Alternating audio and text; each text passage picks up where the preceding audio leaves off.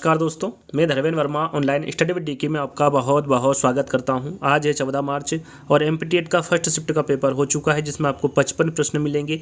जो प्रश्न पूरे आपके द्वारा दिए गए हैं उनका आंसर भी आपको बताया जाएगा, साथ में टॉपिक भी आपको बताए जाएंगे, कौन कौन से टॉपिक से प्रश्न पूछे जा रहे हैं, क्या चेंजेस आए हैं, किस किस प्रकार से प्रश्न आज पूछे जा रहे हैं, इसके बारे में हम इस वीडियो के माध्यम से चर्चा करने वाले हैं। तो शुरुआत करते हैं। शुरुआत करने से पहले हम रोज आपको एक नंबर बताते हैं 9329062285। इस नंबर पर आपको एग्जाम हॉल के निकलने के तुरंत बाद आपको मैसेज करना है कि सर इस प्रकार के प्रश्न पूछे गए थे और इस टॉपिक से प्रश्न पूछे गए थे। ये आपको सबसे पहले काम करना है। यदि आपका सेकंड शिफ्ट में पेपर है या फिर कल आपका पेपर है तो ये काम आपको सबसे पहले करना है, ताकि आने वाले जो बच्चे हैं उनको पता चल सके, जिनके एग्जाम है आने वाले समय में उनको पता चल सके कि किस प्रकार के प्रश्न पूछे जा रहे हैं और कौन कौन से प्रश्न आ रहे हैं। सबसे पहले यहाँ पर पर्यावरण अध्ययन की बात कर लेते हैं। यहाँ पर एक जो प्रश्न मिला हमें वो साइंस से मिला। साइंस से भी प्रश्न पूछा गया था। चुंबकीय क्वांटम संख्या किससे संबंधित है?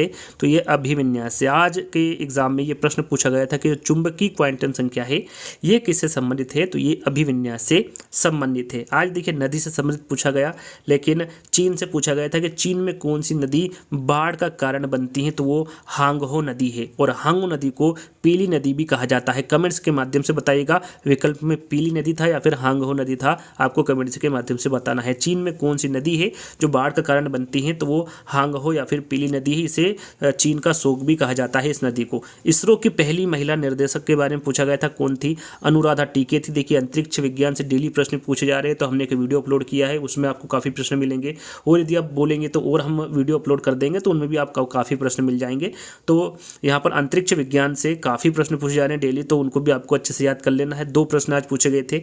द्वितीयक उपभोक्ता के बारे में पूछा गया था, तो द्वितीयक उपभोक्ता कौन है? तो वो मेंढक है। अब क्या था विकल्प में, इसके बारे में मुझे जानकारी नहीं, मेरे अनुसार यहाँ पर मैंने आंसर लिखा हुआ है द्वितीयक उपभोक्ता के अंतर्गत मेंढक आता है। यदि आज आपका पेपर था तो आप कमेंट्स के माध्यम से बता सकते हैं। और जो प्रश्न आपके मन में आ रहे हैं कि सर ये भी प्रश्न पूछा गया था, उसको भी आप कमेंट्स के माध्यम से बता सकते हैं। और सभी से मैं विनती करूंगा कि एक बार जो कमेंट्स बॉक्स है उसको चेक कर लीजिएगा, ताकि यदि कोई बच्चा जिसका आज पेपर था वो यदि प्रश्न बताता है तो उनको भी एक बार देख लीजिएगा। तो यहाँ पर क्रिकेट से संबंधित डेली प्रश्न पूछे जा रहे हैं।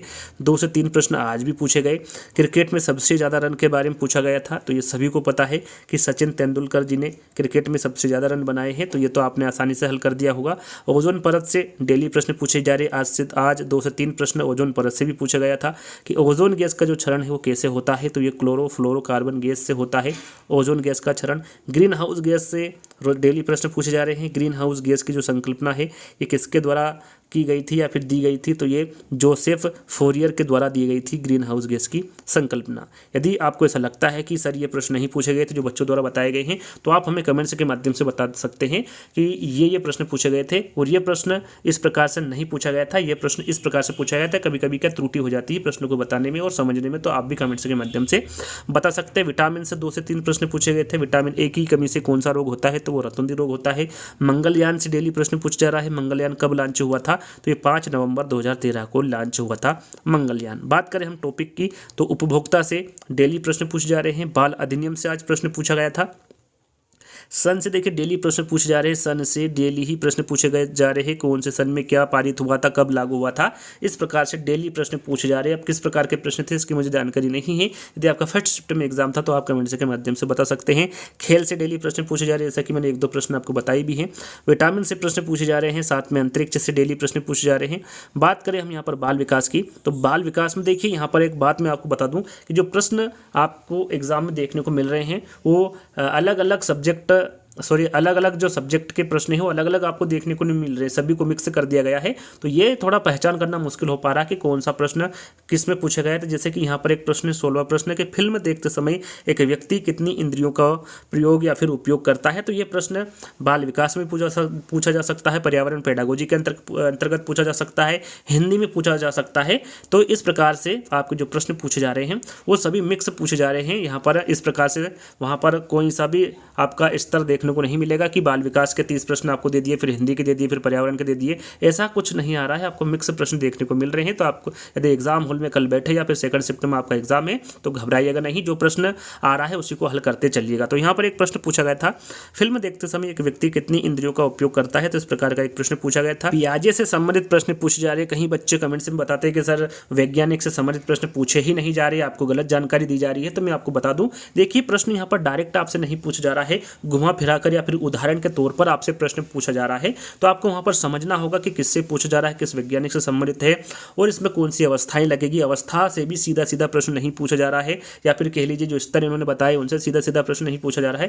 थोड़ा सा घुमा फिरा के या फिर उदाहरण के तौर पर आपसे वहाँ पर प्रश्न पूछा जा रहा है, लेकिन वैज्ञानिकों से डेली प्रश्न पूछे जा रहे हैं। तो पियाजे से डेली प्रश्न पूछे गए हैं, प्रूनर से संबंधित प्रश्न पूछे गए हैं, कोहलर का जो नैतिक विकास का सिद्धांत है उससे संबंधित प्रश्न पूछा गया है, वाइगोत्स्की से डेली प्रश्न पूछे जा रहे हैं, मेस्लो के जो स्तर है उससे प्रश्न पूछे जा रहे हैं। तो यहाँ पर मैं आपको बता दूं, यदि आपको कोई प्रश्न याद आ रहा है, आपका एग्जाम आज था, तो आप हमें कमेंट्स के माध्यम से बता सकते हैं। मूल्यांकन से संबंधित प्रश्न पूछा गया था। मैं आपको बता दूं, हिंदी में, बाल विकास में, पर्यावरण में, इन तीनों विषय में आज मूल्यांकन या फिर जो सतत मूल्यांकन है उससे संबंधित प्रश्न पूछा गया था। तो मूल्यांकन को अच्छे से पढ़कर जाइएगा, इससे डेली प्रश्न पूछे जा रहे हैं और हर सब्जेक्ट में प्रश्न पूछे जा रहे हैं। चोम्स्की की आज एक परिभाषा दी गई थी, अब परिभाषा कौन सी पूछी गई थी इसके बारे में मुझे जानकारी नहीं है। तो बाल्यावस्था से संबंधित डेली प्रश्न पूछे जा रहे हैं। औपचारिक अनौपचारिक क्रिया से संबंधित प्रश्न पूछा गया था। आगमन विधि से संबंधित प्रश्न आज पूछा गया था। बात करें हम यहाँ पर हिंदी की, तो हिंदी में गद्यांश और पद्यांश आता है 15 नंबर का। जो गद्यांश दिया था वो छठी में आपने बाबा भारती का पाठ पढ़ा होगा,